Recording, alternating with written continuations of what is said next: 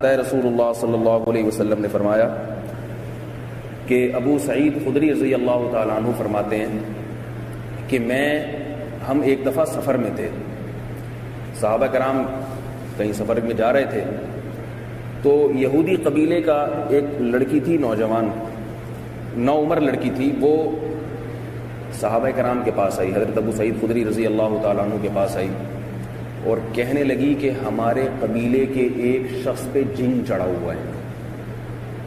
کیا چڑھا ہوا ہے؟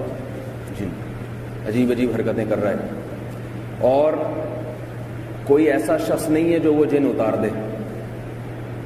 تو آپ میں کوئی ایسا شخص ہے، ایک صحابی چلے گئے، بعض روایتوں میں آتا ہے خود ابو سعید خدری ہی چلے گئے۔ جب وہاں گئے ہیں، اچھا اس نے کہا کوئی ہے جن کو جن اتارنا آتا ہے؟ انہوں نے، صحابی نے کہا میں چلتا ہوں۔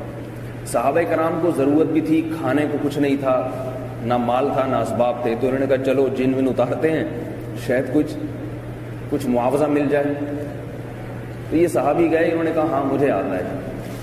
وہاں گئے، دم بم کیا، تو روایات میں آتا ہے کہ اس پہ ایسے وہ ٹھیک ہونا شروع ہو گیا جیسے کسی کو رسیوں سے باندھا ہوا ہو اور ایک ایک گرا کھلتی چلی جائے، تو ایسے وہ آدمی تھوڑی دیر میں صحیح ہو گیا، جسے پنجابی میں کہتے ہیں بھلا چنگا ہو گیا، ایسے ہی کہتے ہیں نا، چنگا بھلا ہو گیا۔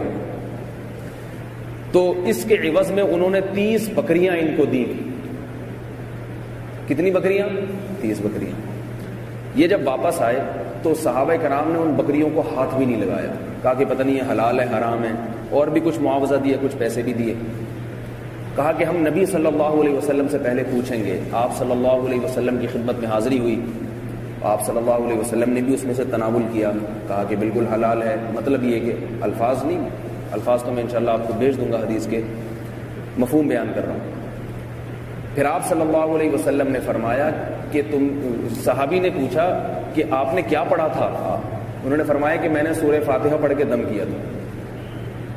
نبی نے فرمایا کہ تمہیں کس نے بتایا کہ یہ رقیہ ہے؟ یہ وہ صورت ہے جو دم کے کام بھی آتی ہے۔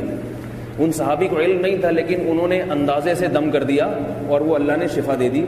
بعد میں نبی نے تصدیق کر دی کہ یہ واقعی رقیہ عربی میں کہتے ہیں دم کرنے کو، یعنی وہ چیز جس سے جنات چڑیل بھاگتی ہیں اور یہ سب چیزیں ہوتی ہیں۔ مجھے یاد آیا ان پہ جن نہیں تھا بلکہ سانپ نے ڈسا ہوا تھا، اور سانپ کے زہر کی وجہ سے وہ شخص تڑپ رہا تھا۔ ایک روایت میں جنات کا تذکرہ بھی ملتا ہے۔ تو زہر کی جب انہوں نے سورہ فاتحہ پڑھی ہے تو وہ سارا زہر نکل گیا۔ تو یہ بھی سورہ فاتحہ کی ایک فضیلت ہے، حدیث میں